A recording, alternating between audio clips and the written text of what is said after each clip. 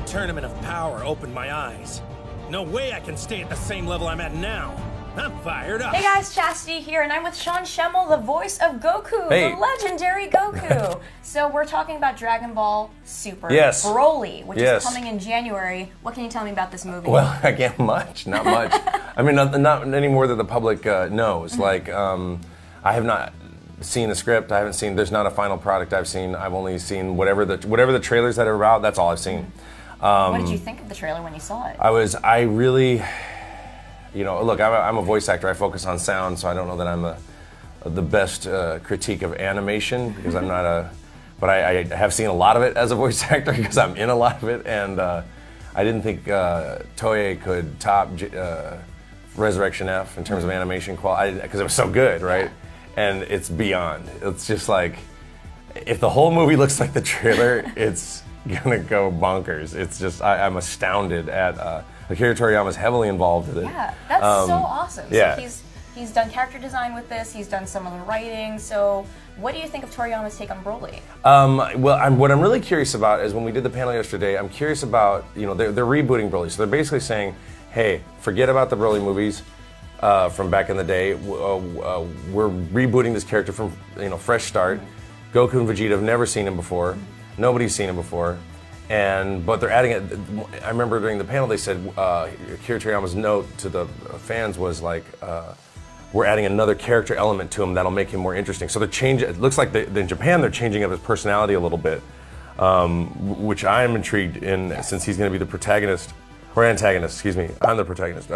He's going to be the antagonist, and so that's curious to me because I like the old ones just fine, but there seemed to be just not a lot of real motivation for Broly to hate Goku. Other than him crying in the crib or something, I don't know. I recorded those movies 15 years ago, so I don't remember. So I'm excited about the reboot. I think it's one of the things there's a lot of debate around what's canon, what's not canon, Right. just like any production What house. is canon? Well, yeah, and just like any production house, production companies in other countries go through this where it's a business model, it's also art, and so, I like it when the creator comes in and goes, okay, like they did with Dragon Ball Z Kai.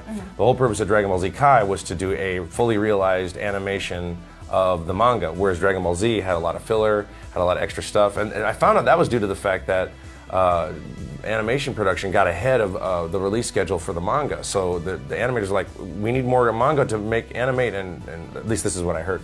I don't know if it's true or not, but I think it is. So when you get the creator involved and all the people synergize, some really cool magic can happen. Yes. It can be really cool, yeah.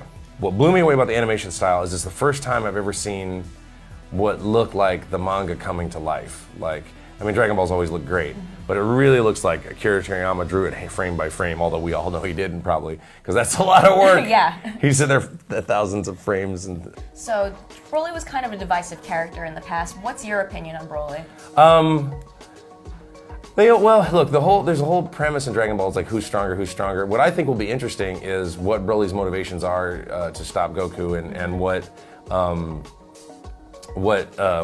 their whole conflict is going to be about. I'm curious about this. It looks like Goku and Vegeta are on another planet, perhaps that's snowy, and they have different snow outfits on or something like that. I love it's really Yeah, weird. we made a note of that. We're like, oh, they're just like us. They get cold too. They have to wear some snow gear. Snow gear, yeah. I love it on Dragon Ball when Goku gets a new outfit because he's wearing the same suit every day. Every day. So when he got the Yard Rat outfit, and then when he wears different, casual clothes, when he puts on his casual wear, I'm like, oh, there we go. All right, cool. Totally. Yeah. So going to Super, how was it team up with Frieza?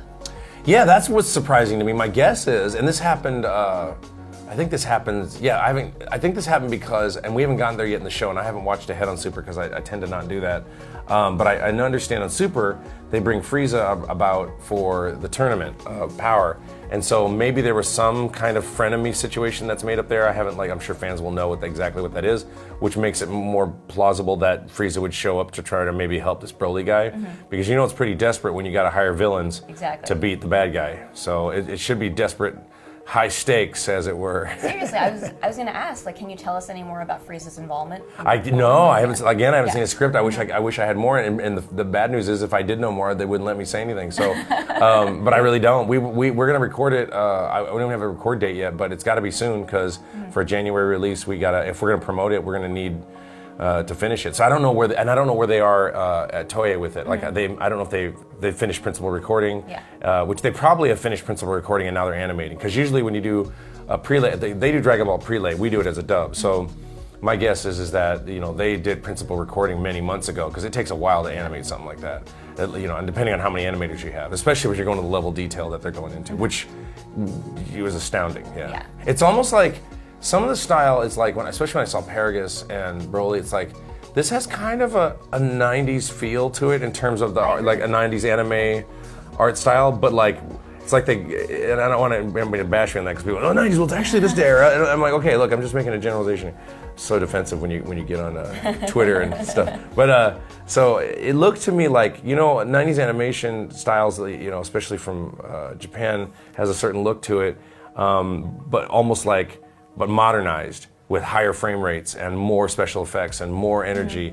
So it's kind of like a 90s Toriyama or 80s Toriyama style on steroids. It's kind of how that's my opinion, but that's how I'm seeing it now, and I can't wait to see. I'll tell you, when you're in the booth recording, and this can be very exciting, depending on what order you record in, because I usually record. On the series, we don't really have a set order, and sometimes I'll request to record later. So if I want to work with an actor, because I recorded most of Z without hearing any other actor. But what I'm really excited about is, and this happened on Resurrection F, where and Battle of Gods, where you're seeing the video for the first time. Although I saw Battle of Gods before I watched it because I was prepping, but you're in the booth and the animation. It's really wonderful because when you're doing a prelay show, you've got to call from all the inspiration from the printed words. And you've got to you're getting inspiration from the director or whatever, you're getting direction from the director. But on a dub like this, oftentimes you'll do the first take and then you're kind of astounded by the animation and it gets you a lot of energy. Then you take that energy and put it back into the performance. So you'll see some awesome thing that Goku does with really crazy animation, much like the trailer. When that big scream, like when I saw that big scream I had to do, that fueled me to do the scream harder. I was like, I'm gonna do it, hardcore. And then I saw it and I was like, oh, yeah. And so that just livens you up. It's a cyclical loop, a feedback loop. And so it's very, very exciting for us to work on that in that way. And I told Chris, I'm like, look, I record Dragon Ball in LA, but I'm coming to Texas for the movie. Because I want to be, I always like to be like really, and Chris is heavily involved in Dragon Ball when we direct me in LA. It's just a little bit of a disconnect because there's always a delay because we're always communicating with the studios in Texas. So speaking of Chris, are you and Chris going to rematch in Dragon Ball FighterZ now that they're going to add base Goku and base Vegeta? Oh, they are adding base Goku. Oh, hell yeah. Okay, so I didn't know that. I have the game. We are trying to plan something with various organizations. There's a lot of business that has to happen that we're involved with, like contracts, et cetera.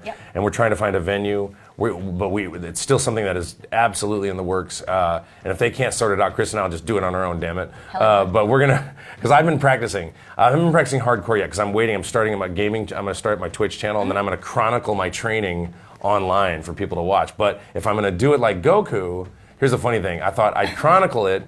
And then whatever I do online, I would do the opposite on the match, so in case Chris watches, he'll know my strategy. But if I was going to take Goku's attitude, I would say, hey, Chris, watch my channel, see how I'm going to do it, because that's what we did with Cell. He's like, Cell, and explain it all, so then I could beat him. So I'm definitely going to train really hard to beat him. Yeah. Cool. So I'm still waking up. This is my first interview in the morning. I'm like rambling and sorry. I think we're out of time, but thank you so much for talking. Thank you so much for talking with us. Thank you very much. To meet you. All right. For more Comic-Con stuff, check out GameSpot. See ya. Bye.